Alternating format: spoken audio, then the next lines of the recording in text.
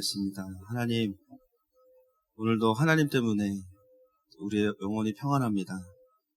세상에 전쟁과 기근과 수많은 소식들이 있지만 그럼에도 불구하고 그 속에서 우리가 평안할 수 있는 것은 하나님께서 우리 아버지 되시기 때문입니다. 오늘 이 시간이 그것을 누리는 시간이 되게 하시고 아버지의 말씀이 들려질 때 죽어있던 영혼들, 묶여있던 영혼들이 또 자유케 되어질 것입니다. 주님께 맡겨드리며 예수님의 이름으로 기도합니다. 네. 오늘은 창세기 강의 이제 20번째 시간입니다. 오늘은 남자의 징계에 대해서 나누도록 하겠습니다. 그래서 남자분들이 표정이 좋지 않습니다. 기분 탓이겠죠? 네, 근데 오늘은 사실은 지난주에 우리가 이제 야심차게 페미니즘으로 시작했다가 형제들의 회개로 끝났습니다. 그래서 오늘은 우리가 혼나고 이런 것이 아니라 말씀 앞에서 말씀 그대로 좀 보려고 합니다. 우리 오늘 본문 17절 말씀 같이 한번 읽어보겠습니다. 시작. 아담에게 이르시되 내가 내 아내의 말을 듣고 내가 내게 먹지 말라 나무의 열매를 먹었은즉 땅은 너로 말미암아 저주를 받고 너는 내 평생에 수고하여야 그 소산을 먹으리라. 아멘. 여러분, 하나님께서 이제 아담에게 오셔서 징계를 하셔야 되는데요. 정확하게 아담의 어떤 부분에 대해서 말씀하시는지를 우리가 좀 볼 필요가 있습니다. 아담의 어떤 부분에 대해서 말씀하시냐면 선악과를 먹었냐 안 먹었냐보다 더 먼저 하나님께서 말씀하시는 부분이 있어요. 어떤 부분입니까? 내가 내 아내의 말을 들었다. 묘한 긴장된 분위기에서 누구의 음성을 들었는가를 물어보시는데요. 여기서는 단지 그냥 아내의 이야기를 들은 것 자체가 주님 보시기에 삐지신 게 아니죠. 네가 내 말을 안 듣고 왜 아내를 더 가까이 여겼냐, 그것이 아니라 사실은 지금 이 하와의 음성은 어떤 음성이냐면 평상시의 대화가 아니라 하나님께서 먹지 말라고 한 선악과를 먹고 범죄하고 그것을 아담에게 권하는 메시지를 하와를 통해서 아담에게 주시는 상황이었어요. 그때 아담이 한 번을 하나님께 확인해보면 되는 문제를요, 확인을 안 합니다. 그리고 그 메시지에 자신의 마음을 그냥 다 빼앗기게 되죠. 여러분, 아담은 직접 하나님의 말씀을 듣고 언약을 맺은 사람입니다. 언제든지 하나님께 나아가서 물어볼 수 있어요. 하나님, 하나님이 주신 하와가 이것을 이야기하는데 이게 무슨 뜻입니까? 바로 확인할 수 있어요. 그런데 아담의 잘못은 무엇이냐면 하나님께 확인하지 않았다는 거예요. 그 결과가 어떻게 됐습니까? 사망이었죠. 사망. 하나님께서 말씀하시는 아담의 근본적인 죄는 선악과를 먹는 행위 이전에 누구의 음성을 들었는가에 있습니다. 누구의 음성을 들었느냐에 따라서 생명과 사망이 결정이 된 거죠. 여러분, 신앙생활을 하면서요, 우리가 생명을 경험하는 삶을 살 것인가, 아니면 사망 권세에 묶여있는 삶을 살 것인가, 무엇이 그것을 결정할까요? 나는 누구의 음성을 듣고 있는가? 하나님의 백성들은 하나님의 음성을 듣는 문제는요, 우리들에게는요, 생명과 사망의 문제입니다. 단지 좀 뭘 구입하려고 하는데 하나님께 물어볼 건지 잘 아는 친구한테 물어볼 건지 이런 수준의 문제가 아니에요. 짜장이냐 짬뽕이냐 이런 수준의 문제가 아닙니다. 그냥 하나님의 음성을 듣는 것 자체가 우리에게는 어떤 문제냐면요, 생명의 문제예요. 선악과 한 번에 그치는 것이 아닙니다. 태초에 아담이 하나님의 음성을 듣지 않았기 때문에 놀랍게도 그 이후에 모든 인류는 다 사망 권세가 가득한 세상에서 인생을 살아가고 있습니다. 또 우리가 살아가는 이 시대는요, 아담 때와는 상황 자체가 다릅니다. 아담은 사실 아무것도 안 했으면 생명 가운데 그냥 존재하는 거였어요. 그러나 지금 어떻습니까? 태어나는 순간 우리는 이미 사망 권세가 다스리는 세상 속에서 태어나고 또 살게 되죠. 그 말은 뭐냐면 하나님의 특별한 은혜와 음성이 들어오지 않는 이상은요, 우리는 사망 권세의 영향 속에서 그냥 살아가고 있게 됩니다. 그것이 우리의 현실이에요. 하나님의 음성을 드러내고 있을 때 아무리 사망 권세가 왕노릇하고 있다 할지라도 우리는 그분으로부터 오는 생명을 경험하게 될 것입니다. 그렇지 않고 하나님의 음성을 듣지 않을 때는요, 당연히 범죄한 하와와 같이 그냥 하나님의 음성이 아니라 사망의 음성으로 묶여지게 되는 거죠. 염려가 우리의 마음을 묶기도 하고 두려움이 묶기도 하고 또 정죄의 음성이 우리의 마음을 묶기도 합니다. 그러므로 누구의 음성을 들을 것인가는 아담의 문제만이 아니라 누구의 문제일까요? 우리의 문제고 나의 문제인 거예요. 너무 쉽죠? 들으면 생명, 듣지 않으면 사망. 너무 쉬워요. 근데 이게 그렇게 어렵습니다. 늘 헷갈려요. 우리의 신앙을 점검하는 가장 중요한 기준이 내가 그분의 음성을 요즘 드러내고 있는가, 내가 고민하는 부분에 있어서, 내가 헷갈리는 부분에 있어서, 잘 모르겠는 삶의 문제들에 있어서 정답은 아닐지라도 하나님이 주시는 마음과 음성을 내가 드러내고 있는가, 그분의 평강이 나를 주장하고 있는가, 이것이겠죠. 여러분, 하나님의 음성을 듣는 삶에서 가장 중요한 게 무엇일까요? 여러 가지를 우리가 나눌 수 있지만 오늘 본문을 통해서 확인하는 것은 뭐냐면, 아담을 통해서 보게 되는 것은 선악과를 먹으라는 것에 대한 그 권면에 대한 분별입니다. 우리가 생각하기엔 너무 단순해 보입니다. 어떻게 그걸 먹을 수 있을까? 바보가 아닌 이상 어떻게 그걸 먹을 수 있을까? 먹었어요. 결과만 놓고 보면, 과정은 되게 복잡하지만 결과만 놓고 보면 선악과를 먹었어요. 사실 선악과를 먹자마자 하와에게 어떤 변화가 일어난 것은 아니었습니다.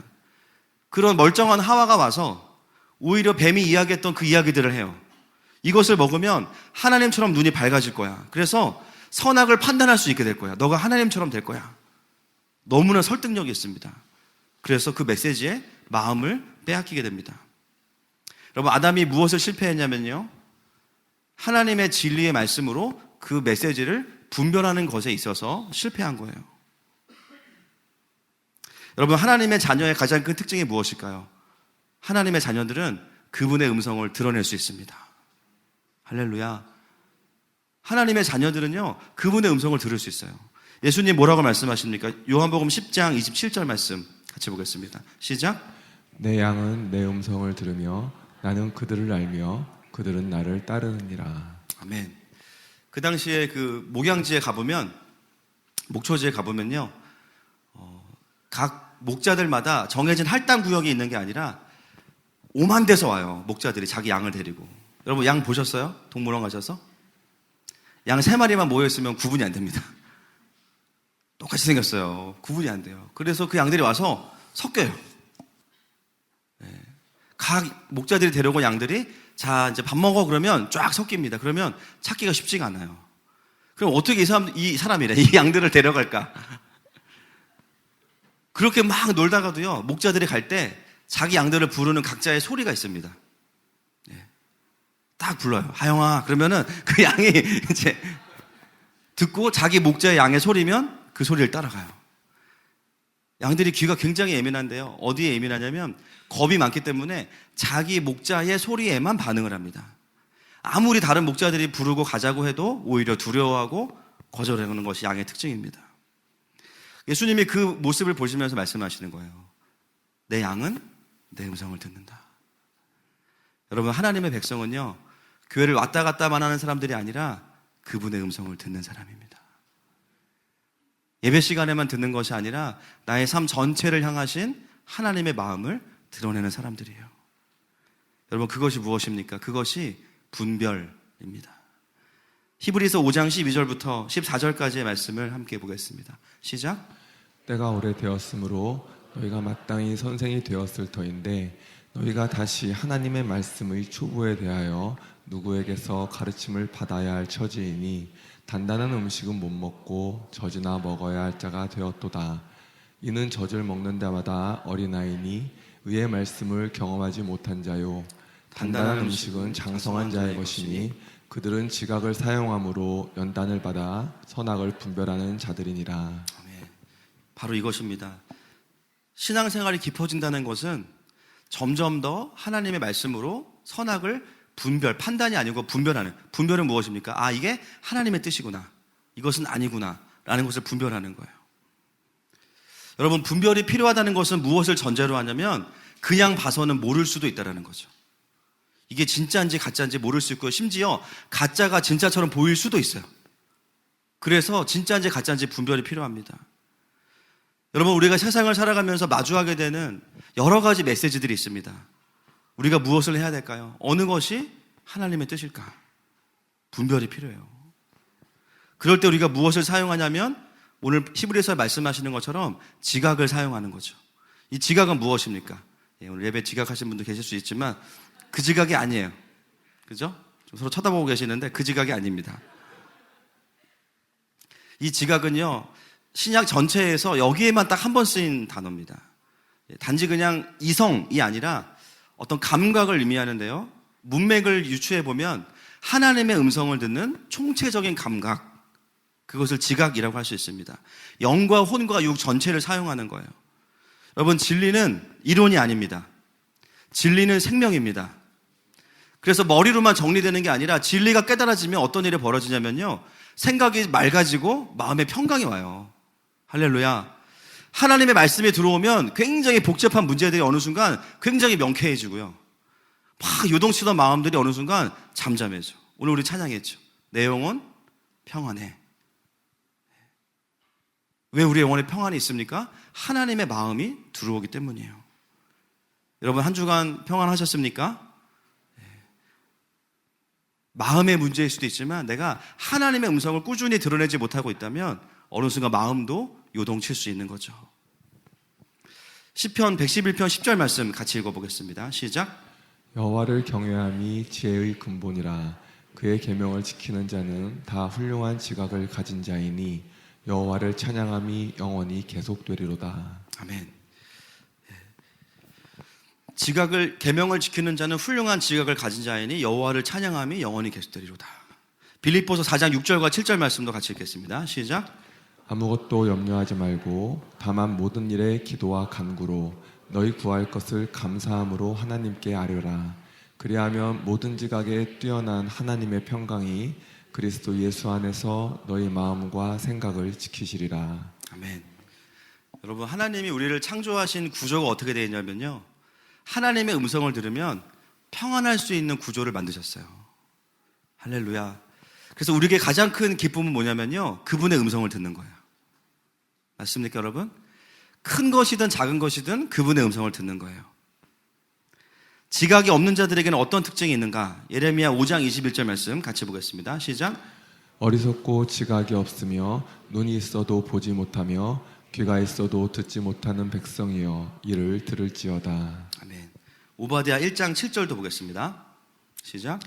너와 약조한 모든 자들이 다 너를 쫓아 변경에 이르게 하며 너와 화목하던 자들이 너를 속여 이기며 내 먹을 것을 먹는 자들이 내 아래에 함정을 파니 내 마음에 지각이 없음이로다. 아멘. 지각이 없게 되면요, 어떤 증상들이 있냐면요, 오바댜 1장 7절에 보니까 너와 약조한 모든 자들이 너를 쫓아 변경에 이르게 하며, 쫓기는 거죠. 너와 화목하던 자들이 너를 속여 이기며, 쉽게 말하면 사기를 당하는 거죠. 내 먹을 것을 먹는 자들이 내 아래 함정을 파니, 삶의 위험들이 느껴진다는 거예요. 결국 언제 깨닫냐면 내가 지각이 없다는 것을 어떤 함정에 빠지거나 위험에 빠짐으로 깨닫게 됩니다. 나 평안해 라고 말할 때 보면 진짜 하나님 때문에 평안하신 분이 있고요, 어떤 경우는 하나님의 음성을 듣지 않는데도 문제가 없다 그러면은 조금 돌아보셔야 됩니다.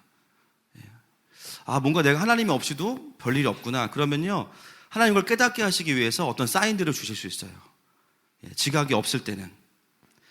비진리들은 뭔가 맞는 것 같아도 그 생각을 잡으면 잡을수록 특징이 뭐냐면 평강을 뺏어가요. 참 희한합니다. 갈수록 마음에 쉼이 없어요. 더 분노하고 더 두려워하고 더 외롭게 합니다, 사람을. 하나님이 우리가 하나님의 음성을 들을 때에도 주시는 평강이 있지만 듣고 있지 않을 때에도 우리를 깨닫게 하시는 분이세요. 하나님을 지각하지 않음을 자각하게 만드시는 분이세요. 여러분, 신앙이 깊어지는 것은 무엇입니까? 점점 더 많은 것들을 분별하는 거예요. 여러분, 영적인 지각이 더 발달되길 축복합니다. 점점 더 어려운 것들을 분별하는 거죠. 이것은 이성의 문제가 아니라 사실 우리의 삶 전체의 문제입니다.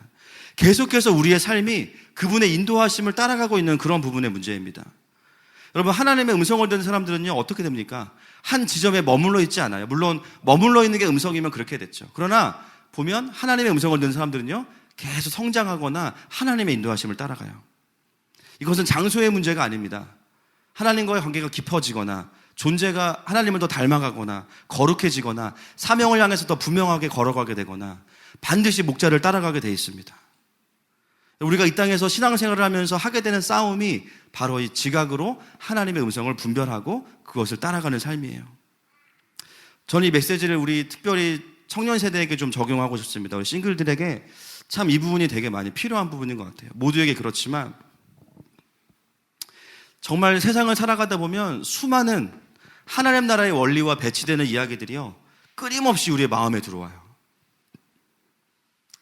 조금 지나긴 했지만 유행했던 말 중에 어떤 말이 있냐면 헬조선 들어보셨습니까?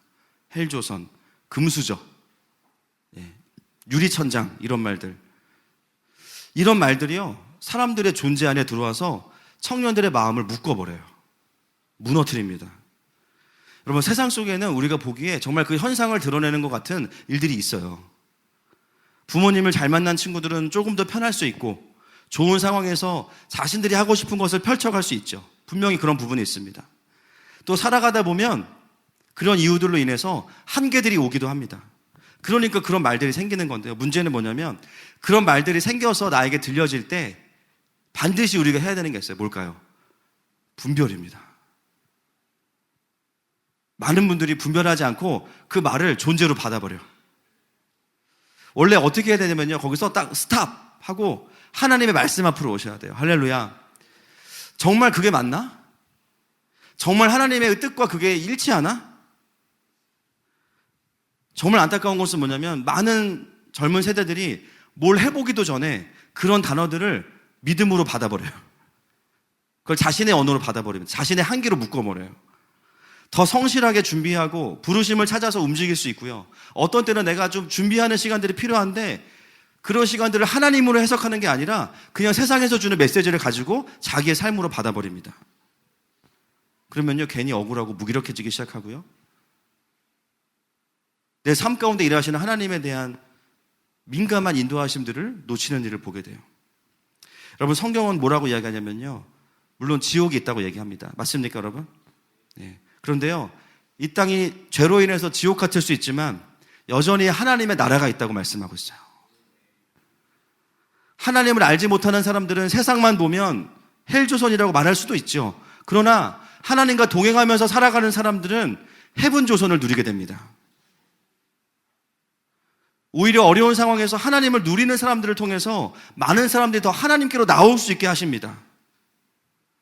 성경은요, 어디에서도 유리천장, 금수저 이런 것들을 우리에게 이야기하지 않습니다. 오히려 정반대의 이야기를 해요. 여러분, 마태복음 25장에 보면 달란트 비유 아시죠? 25장에 보면요, 주인이 타국으로 떠나면서 자기 종들에게 달란트를 맡겨요. 몇 달란트 맡기죠? 5달란트, 2달란트, 1달란트. 갔다 온 동안에 5달란트를 받은 종은 열심히 수고해서 5달란트를 남겨요. 2달란트 받은 종은 2달란트, 1달란트 받은 종은 남기는 게 아니고 그걸 그냥 간직하죠. 1달란트 받은 사람이 어떻게 이야기합니까? 25장 24절 말씀 한번 보겠습니다. 마태복음 시작. 1달란트 받았던 자는 와서 이르되 주인이여 당신은 굳은 사람이라 심지 않은 데서 거두고 해치지 않은 데서 모으는 줄을 내가 알았으므로. 1달란트 받은 사람은 이윤이 없습니다. 왜냐하면 열심히 안 했어요. 그 이유가 뭐죠? 자기 주인을 인색한 사람으로 오해한 게 문제죠. 그렇게 일을 같이 해놓고서도 막상 이 상황이 되니까 주인을 잘못 알고 있어요. 혹시 이거 잃어버리면 혼날 게 두려운 거예요. 그래서 어떻게 합니까? 지레짐작 겁을 먹고 최선을 다하지 않을 뿐만 아니라 아무것도 하지 않게 돼요. 여러분, 두려움은요, 우리를 아무것도 하지 않게 만듭니다. 현상 유지를 한다고 생각하지만 본문을 보면 현상 유지가 아니고요, 있는 것도 뺏기게 돼요. 두려움은 그런 것입니다. 근데 그 원인이 어디에 있냐? 주인에 대한 잘못된 이해, 그것이 바로 원인이죠. 그 결과가 어떻게 됩니까? 주인이 돌아와서 이야기합니다. 26절부터 29절까지 보겠습니다. 시작.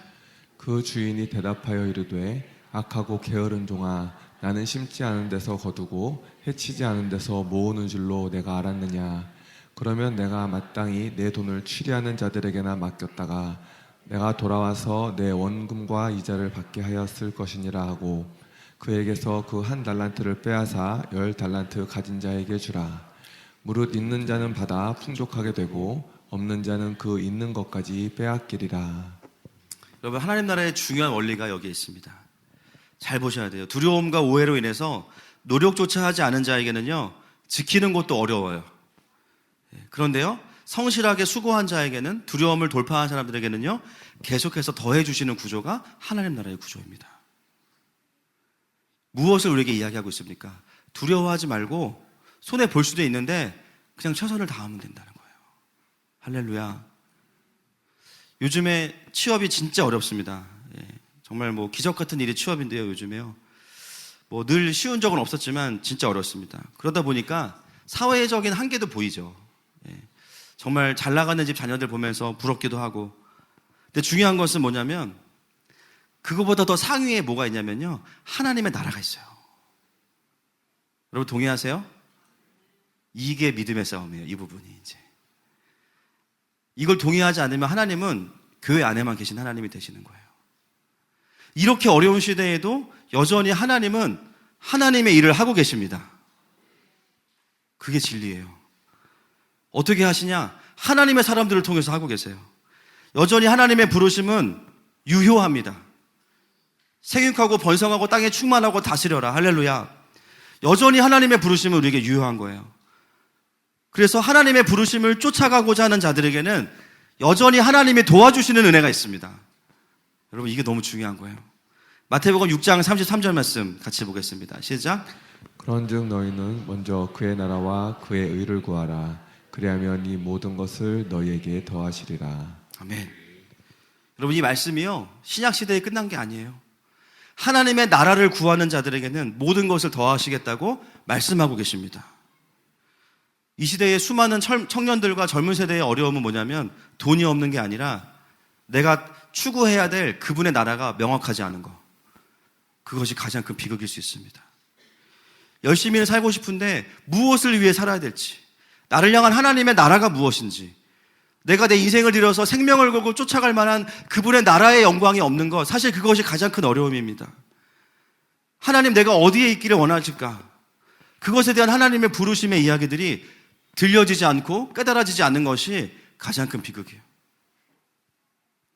우리는 어떤 상황에서건 하나님의 부르심을 향해 달려가면서 하나님의 도와주심과 부어주심을 경험할 수 있습니다. 그래서 제일 중요한 거는요, 부르심과 방향이에요. 부르심이 확실하면 나머지는 해결됩니다. 어떤 분들 그래요. 목사님 저 너무 가진 게 없어요. 가진 게 없는데 하나님도 의지를 안 하면 어떡합니까? 가진 게 없으면 또 하나님 의지하기 너무 심플하잖아요. 기댈 데가 없으면. 할렐루야. 기본적으로 우리의 정서 안에 어떤 마음이 있냐면, 누가 날 도와주지 않아서, 누가 날 배려해주지 않아서 내가 뭔가 할 수 없어. 이런 메시지들이 청년들 마음속에요, 비질리들이 막 공격으로 들어오는 거예요. 근데 성경을 보면 볼수록 그런 단어를 찾아볼 수가 없습니다. 유리천장, 금수저 이런 말 없어요.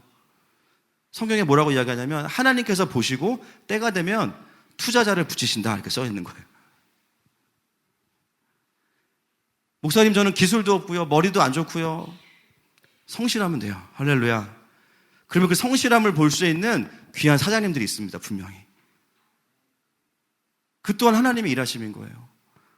문제는 뭐냐면, 세상에서 말하는 그 키워드들을 가지고 나를 묶었기 때문에 하나님의 일하심을 기대할 만한 믿음을 다 빼앗겨버린 게 문제입니다. 우리가 할 수 있는 초이스는 뭐냐면요, 세상 사람들이 하는 초이스 중에서 그냥 조금 더 덜 나쁜 거를 선택하는 수준으로만 삶을 선택하게 되니까 하나님의 깊은 도와주심을 많이 누리지 못하는 거예요. 여러분 살다 보면 당연히 한계들이 있습니다. 맞습니까 여러분? 한계들이 있어요. 사회적인 구조도 한계가 있고요, 개인적인 구조의 한계도 있습니다. 중요한 것은 뭐냐면, 하나님의 부르심보다 그 한계가 중요하진 않아요. 아멘이십니까? 얘도 안 되고 얘도 안 되네, 나도 안 될 거야. 아니죠. 그건 모르는 거예요. 중요한 것은 뭐냐면 하나님의 음성이 무엇이냐는 거예요.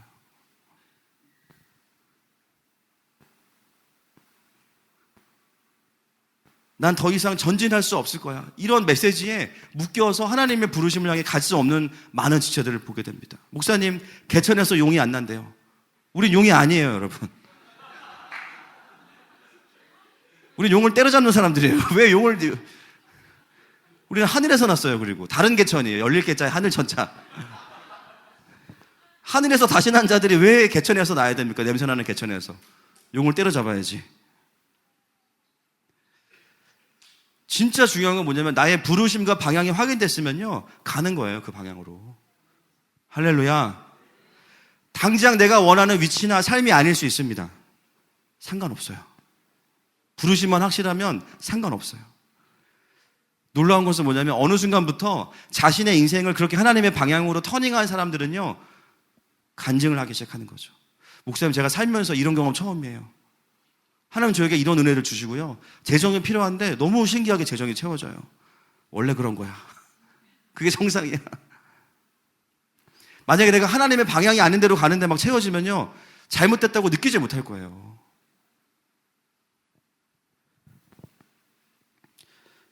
제가 경험한 하나님은 그런 분이십니다. 여러분이 경험한 분도 그런 분이시죠? 성경의 하나님도 그런 분이세요. 근데 우리가 분별을 못하면 때로 세상이 말하는 메시지들을 가지고 내 삶의 존재로 삼아버리는 거죠. 난 더 이상 올라갈 수 없어. 난 더 이상 쓰임받을 수 없어. 나는 퇴보하고 있어. 여러분, 그렇지 않습니다. 하나님은 전능하신 하나님이십니다. 제가 사역하면서 제일 감사한 게 뭐냐면요, 우리 성도들의 삶에서 그런 하나님의 이야기들을 너무 많이 듣는다라는 거예요. 할렐루야. 여러분, 세상은요 살만합니다. 아멘이시죠? 하나님 때문에 살만한 거예요. 세상에 갇힐 이유가 없고요, 유리천장 있다 하더라도 주님이 때가 되면 다 깨트리실 거예요. 금수저 있으면 뭐합니까? 밥이 없는데, 그렇죠? 밥이 있어야지. 나무젓가락으로 먹어도. 오늘 우리 모든 세대들 안에는 비질리는 떠나갈지어다. 자유함이 임할지어다. 부르심이 확실해질지어다.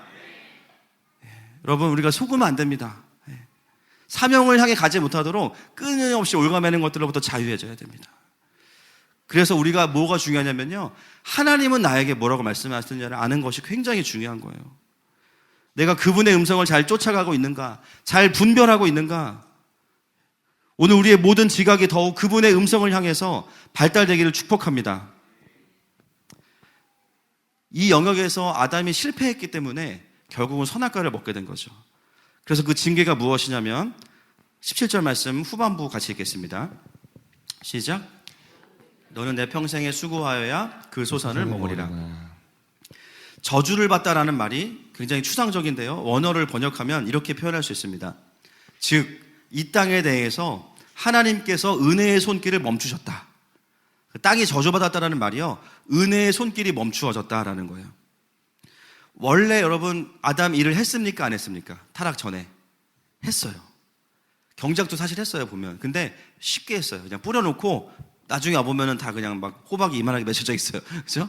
다 돼 있는 거예요. 그리고 사실 아담이 했던 일은 뭐냐면, 실질적인 어려운 일은 누가 다 하셨어요? 하나님이 다 하셨어요. 창조, 하나님이 다 하셨어요. 아담은 이름만 지었어요. 그러니까 원래 아담에게 일은 그렇게 부담스러운 게 아니에요. 굉장히 창조적이고 재미있고 그러면서도 먹고 살 수 있는 그런 구조가 타락 이전의 구조입니다. 그런데 타락 이후에 어떤 개념이 추가가 되냐면요, 참 놀라운 게 뭐냐면 여자의 징계와 똑같아요. 원래 여자의 징계가 무엇이었죠? 출산의 고통이죠. 그전에는 출산이 고통스럽지 않았어요. 이제 아담은요, 노동의 고통이 생기는 거예요. 본문에 나와 있는 수고라는 단어가 여자의 그 고통과 똑같은 단어입니다. 자매들이 생명을 잉태하고 출산하다가 죽을 고통을 경험하는 것처럼 남자들은 노동의 고통을 경험하는 것이 남자들에게 주어진 징계입니다. 근데 그 노동이 힘든 이유는 본문에 보니까 가시와 엉겅퀴를 땅이 내기 때문이에요. 전에는 이 가시와 엉겅퀴와의 싸움이 없었거든요. 근데 이제는 뭐냐면 뭔가를 얻으려면 가시와 엉겅퀴를 반드시 해결해야 됩니다. 그리고 심지어 17절에 보면 소산을 먹으리라 라고 나와 있는데 이 동사가요, 미완료형입니다. 그 뭐냐면 수고한 건 잘한 건데 소산이 있을 수도 있고 없을 수도 있어. 야, 이번 달 수고했다. 근데 월급이 나올 수도 있고 안 나올 수도 있어. 느낌이 오시죠?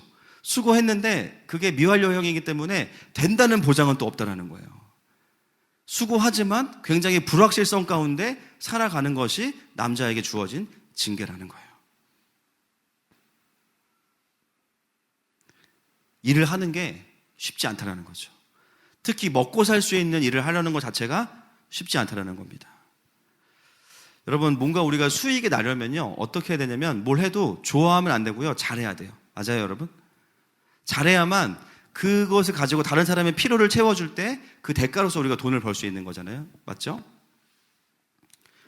여러분, 이 세상에서 자기가 하고 싶은 일을 저절로 잘해서 그것을 가지고 돈을 충분히 벌어서 먹고 사는 사람이 얼마나 있을까요?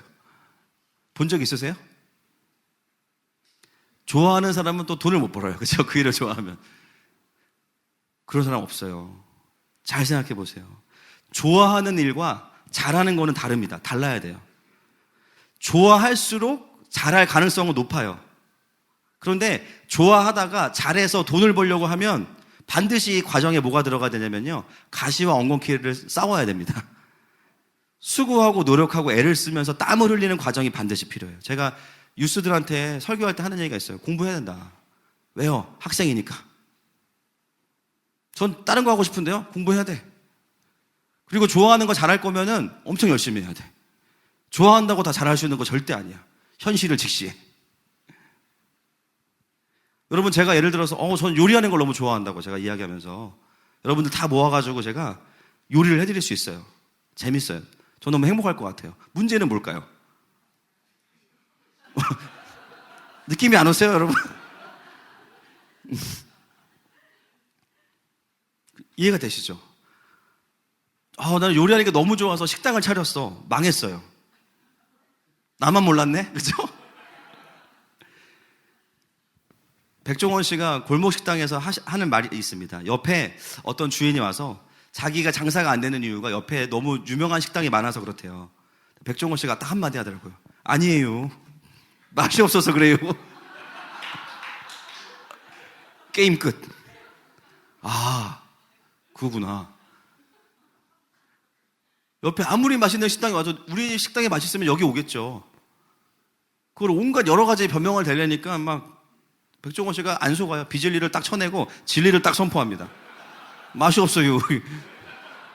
간장 어디 갔어요? 이러면서 막 얘기하시는 거예요. 여러분, 식당이 아무리 우리 식당은 양심적이고 선한 가치를 추구하고 잔반을 잘 버리고 유기농을 쓰고 조미료 안 쓴다고 해서 갔어요. 갔더니 막 인테리어도 엄청 좋아요.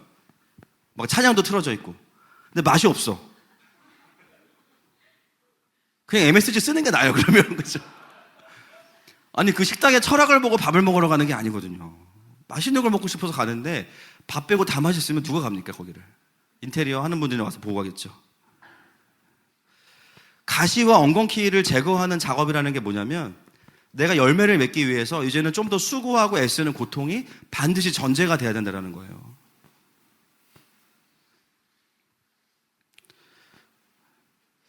저도 사역을 하면서 느끼는 게 뭐냐면요, 예배가 좋고 하나님이 좋은 거랑 이걸로 사역을 하는 거는 또 달라요. 전혀 다릅니다. 메시지를 준비하는 거, 사람들을 상담하는 거, 기도하는 거, 찬양을 인도하는 거 전혀 다릅니다. 수고하고 땀을 흘린다는 것은 성실함과 실력을 의미하는 거겠죠. 그 수고와 고통이 반드시 전제가 되어야 된다는 것을 이야기하고 있습니다. 제가 청소년 사역 사실은 너무 좋아서 하고 이런 건 아니지만 캠프에서 불러서 가잖아요. 가서 제가 어른 설교하듯이 지금도 그렇게 거룩하게 하진 않지만 첫째로 둘째로 이렇게 하면 어떻게 될까요, 애들이? 바로 주님 만나죠. 거기서 이제 잠들어서 주님 만나고 다 자고 저를 초청한 그 주최 측은 힘들어 하겠죠. 그래서 제가 가면 어른 설교처럼 안 합니다. 저를 완전히 내려놔요. 제가 지난번 우리 정기 코모러스 할 때는요, 춤을 췄어요, 보니까. 집에 가서 혼자 이불킥 하고 있어요. 내가 왜 그랬을까 막 EDM 흉내 내면서 춤을 추고 있어요, 제가 보니까. 반드시 우리 안에 뭔가를 그것을 가지고 누군가 섬기고자 할 때는요, 이런 수고가 다 있다라는 거예요. 축구 좋아하시는 분들, 축구 선수들 보면서 그런 생각 하실 거예요. 야, 부럽다. 저렇게 좋아하는 축구를 하면서 몇십억씩 벌어가고 내가 더 잘할 것 같은데. 그 선수들이 그 자리에 오기까지 얼마나 수고하고 애썼는지는 잘 안 보여요.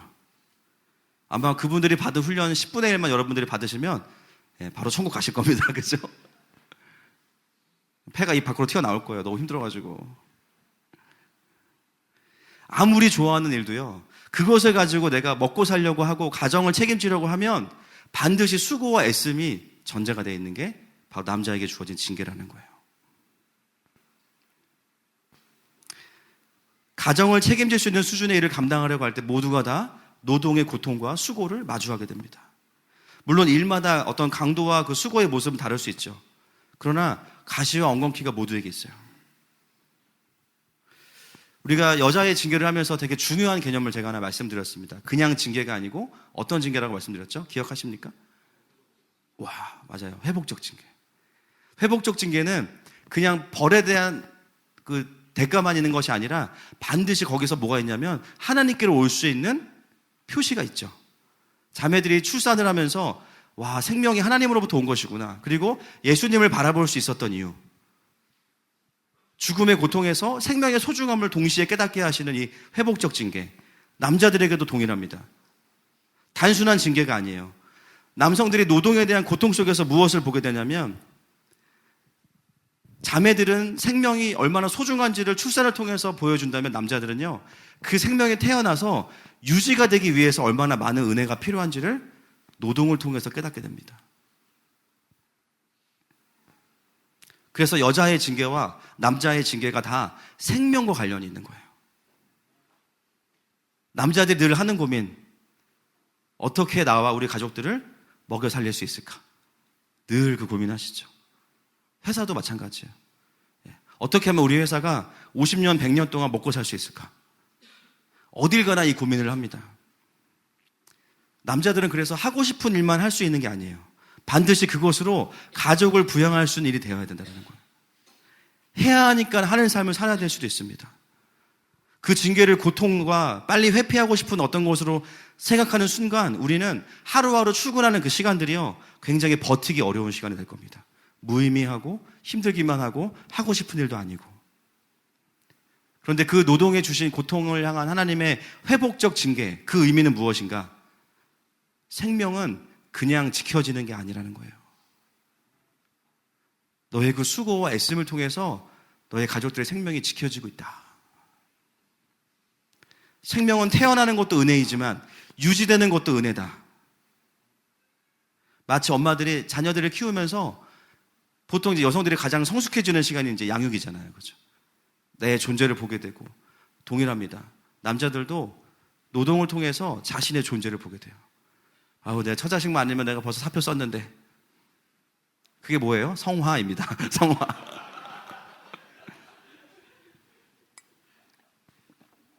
내 마음과 존재를 거슬러내는 시간들. 단순히 노동의 고통은 하나님이 우리한테 너가 내 말 안 들었으니까 너 네 마음대로 이제 벌어먹고 살아, 이렇게만 하시는 게 아니라는 거예요. 그렇다면 아마 성경에 나오는 사람들 중에 노동하지 않은 사람들에 대해서는 당연히 그에 상응한 조치가 있어야 되는데요, 보면 또 그렇지도 않아요. 심지어 이스라엘 백성 보면 40년 동안 남자들이 농사 안 짓거든요. 근데 뭐가 내립니까? 하늘에서 만나가 내리죠. 훈련받는 동안에는 또 하나님이 하늘에서 만나를 내려주세요. 분명히 남성들에게 부양의 의무와 책임이 있는데 제자들 보면 생업도 버리고 예수님을 쫓아다닙니다. 근데 굶어 죽지 않아요. 노동의 수고와 고통을 향한 하나님의 가장 깊은 마음은 뭐냐면 그렇게 생명을 유지하는 것이 어려운 일이야. 그렇기 때문에 너희의 공급자는, 너희 가정의 필요를 공급하는 존재는 바로 나다. 하나님 그것을 말씀하시는 거죠. 여러분, 하나님은 하나님의 자녀들에게 모든 것을 공급하시는 하나님이십니다. 남자들이 수고하고 애쓴 것에 대해서도 열매를 주시는 분도 하나님이세요. 여러분, 이 회복적 징계가 남성들에게 주는 회복의 의미가 무엇일까요? 노동의 고통 자체에만 매몰되지 말고 공급하시는 하나님을 바라보라는 것입니다. 여러분, 심지어 예수님은 본인이 생명의 떡으로 오셨어요. 나 먹어, 그러신 거잖아요. 어쩌면 지금 내가 하는 일이 힘들고 하고 싶지 않은 일일 수 있습니다. 물론 일을 하다 보면 소소한 또 성취의 즐거움도 있지만, 그러나 내가 정말 하고 싶은 일인가라고 했을 때 그렇지 않을 확률이 90% 이상이에요. 그러다 보니까 그것을 고통의 문제로만 붙잡고 살아가는 수많은 가장들이 있습니다. 여러분, 그렇지 않습니다. 여러분, 그 일로 인해서 가족을 돌보고 있는 것 자체가 정말 위대한 일을 하고 있는 거예요. 내가 남자로서 좀 뭔가 이름을 날려야 되지 않을까? 좀 대단한 일을 해야 되지 않을까? 하나님의 부르심으로서가 아니라 야망으로서 그런 마음들이 모두에게 있거든요. 아니에요, 여러분. 이미 멋지고 대단한 일을 하고 계신 거예요. 자매들이 아이를 낳는 것 자체가 위대한 것과 똑같은 것입니다. 물론 우리가 하는 일도 어떤 일이냐, 어떤 부르심이냐, 이거는 그 다음 문제죠. 그 이전에 가장으로서 그것을 돌보고 있다면 충분히 잘하고 계신 거예요. 궁극적으로 하나님 말씀하시는 게 뭐냐면 모든 가장들이 인정해야 될 것, 우리 가정의 필요를 채우시는 분은 하나님이시다. 이것을 깨닫기 시작하면요, 각 가정의 가장들이 더 기도하게 될 겁니다. 그 책임과 그 의무를 속에만 쌓아두는 것이 아니라 한계들을 맞닥뜨릴 때마다 기도하러 오실 거예요. 요즘 자주 보는 뉴스들이 있습니다. 가정 전체가 생활고로 인해서 삶을 포기하는 이야기들을 많이 듣고 있어요. 근데 거의 패턴이 똑같습니다. 생활고가 오면 가장들이 어떻게 되냐면요, 방법이 없으니까 그냥 아이들과 함께 같이 삶을 끝내는 거죠. 어떤 마음이었을까? 어떤 마음이었을까? 그 가장으로서 내가 이 아이들을 책임질 수 없다고 생각하기 때문에 그 책임감이 결국 그렇게 만드는 거예요.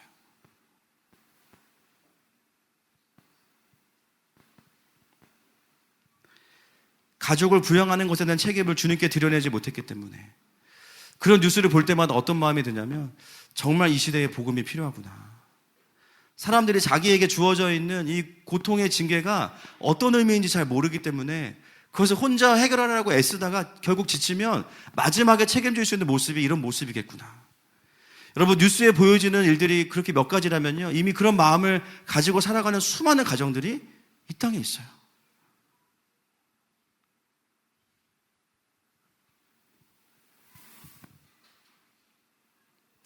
오늘 이 말씀이 이 시대를 살아가는 모든 가장들에게 들려지기를 선포합니다. 남성에게만이 아니라 요즘에는 이제 부부들이 함께 감당하죠. 그 부담이 또 같이 있는 거예요. 아내들도 이제는 노동의 고통을 같이 경험해요. 또 상황상 가정의 부양을 엄마 혼자 감당해야 되는 경우도 있고요. 또 어떤 경우는 부모님 둘 다 어려우셔서 어린 나이부터 첫째가 그것을 혼자 감당해서 살아가야 되는 가정들도 많이 있습니다. 그 삶의 고통과 무게, 어떻게 그것을 우리가 바라볼 수 있겠습니까? 본질적으로 교회를 안 나오고를 훨씬 더 초월해서 모든 사람에게는 이 노동의 고통을 향한 하나님의 마음은요, 하늘을 쳐다보라는 거예요. 할렐루야. 수고하고 애쓰지만 다 책임져지지 않을 때, 그리고 버거울 때 반드시 하늘을 보라는 거예요. 여러분, 하나님이 왜 고아와 과부에게 좋은 하나님이실까요? 물질을 주셔서만이 아닙니다. 더 중요한 거는요, 아버지가 되시기 때문이에요. 재정이 없을 때 힘든 거는요, 불편함이지만 더 힘든 건 뭐냐면 기댈 수가 없다는 게 진짜 힘든 거예요. 경험 안 해본 분들은 몰라요. 그때 하나님 우리에게 오셔서 우리 아버지가 되십니다. 저는 오늘 이 메시지가 우리 모든 성도들의 삶에 있는 하나님이 원하시지 않는 부담을 다 가져가 주시기를 축복합니다. 여러분, 하나님은 우리의 너무나 좋은 공급자가 되십니다. 영적인 부분, 물질적인 부분, 절대 우리를 포기하지 않는 분이십니다. 그 하나님 앞에 이 시간 좀 함께 나아갔으면 좋겠습니다.